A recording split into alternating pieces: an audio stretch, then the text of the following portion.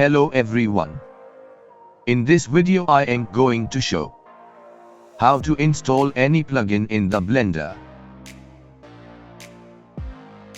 Let's start. First, in Google, search for Blender Kit. Now click on the first link. In this website, download the free plugin.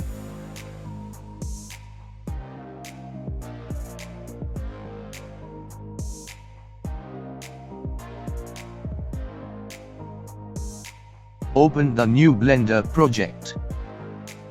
Now go to Edit, Preference.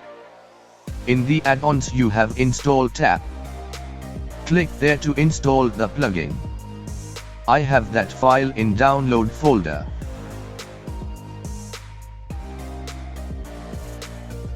But before install, don't unzip the file.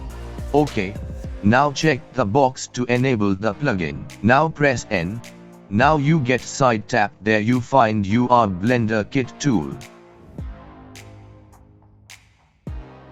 Here you find model, texture, scene, brush, all need for your project. OK. If you like this video, don't forget to subscribe the channel, like and share the video.